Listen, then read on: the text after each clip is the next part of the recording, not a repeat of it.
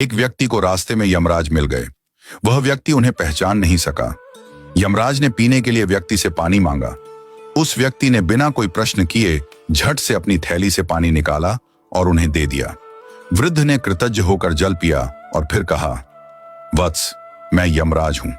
आज तुम्हारी आयु पूरी हो चुकी है और मैं तुम्हारे प्राण हरने आया हूं। यह सुनकर व्यक्ति का चेहरा सफेद पड़ गया। हृदय कांप उठा। डर के मारे उसके पांव लड़खड़ा गए। लेकिन यमराज बोले, डरो नहीं, क्योंकि तुमने मेरी प्यास बुझाई है। अतः मैं तुम्हें एक विशेष अवसर देना चाहता हूं, तुम्हारी किस्मत बदलने का मौका। उन्होंने एक डायरी उसके हाथ में थमाई और कहा, इस डायरी में जो तुम लिखोगे वही सच हो जाएगा। तुम्हारे पास ठीक 5 मिनट का समय है। जितना चाहे लिख लो, पर ध्यान रहे केवल 5 मिनट। इसके बाद समय समाप्त हो जाएगा और डायरी मेरे पास लौट आएगी।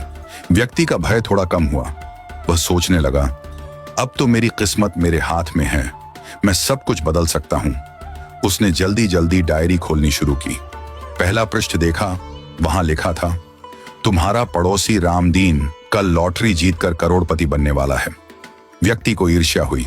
उसने लिखा, रामदीन की लॉटरी रद्द हो जाए, वह गरीब ही रहे। दूसरा पृष्ठ लिखा था, तुम्हारा मित्र रघु चुनाव जीतकर मंत्री बनने वाला है। व्यक्ति ने लिखा, रघु चुनाव हार जाए, उसे अपमान झेलना पड़े।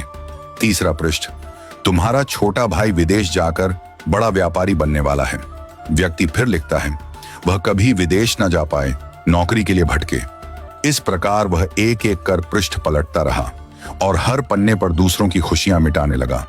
उसका मन ईर्ष्या और द्वेष से भर गया था। अंत में उसने डायरी का अंतिम पृष्ठ खोला। यह उसका अपना पृष्ठ था, जहां लिखा था, अब तुम अपने जीवन का भविष्य तय कर सकते हो। वह मुस्कुराया, पेन उठाया, लेकिन तभी एक ठंडी सी आवाज आई, वत्स, तुम्हारा 5 मिनट का समय समाप्त हो चुका है। यमराज ने धीरे से डायरी उसके हाथ से ले ली और कहा, तुमने अपने जीवन का सबसे कीमती समय दूसरों का बुरा सोचने में बर्बाद कर दिया। न स्वयं के लिए कुछ लिखा, न अपने जीवन को सुधारने की कोशिश की। यह अवसर तुम्हें ईश्वर ने दिया था, पर तुमने अपनी दुर्बुद्धि से उसे खो दिया। अब पछताने से कुछ नहीं होगा। व्यक्ति फूट फूट कर रोने लगा। हे यमराज, एक मौका और दीजिए, बस एक बार। यमराज शांत स्वर में बोले, वत्स, समय और अवसर दोनों यदि एक बार निकल जाएं, तो फिर लौट कर नहीं आते। यही सत्य है, यही धर्म है। और फिर यमराज अदृश्य हो गए। समय अनमोल है, इसे सोच समझकर उपयोग करो। ईर्ष्या और द्वेष जीवन को नष्ट कर देते हैं। यदि ईश्वर तुम्हें कोई शक्ति या अवसर देता है, तो उसका उपयोग अपने और दूसरों के कल्याण के लिए करो। दूसरों का बुरा चाहने से तुम्हारा भला नहीं होता। जो व्यक्ति अपने भाग्य को सुधारने की जगह दूसरों को गिराने में समय लगाता है, वह अंत में अपने हाथों अपनी ही हार लिख देता है। सच्चा मनुष्य वह है जो अवसर मिलते ही प्रकाश की ओर बढ़े, न कि अंधकार में दूसरों को ढकेलने लगे।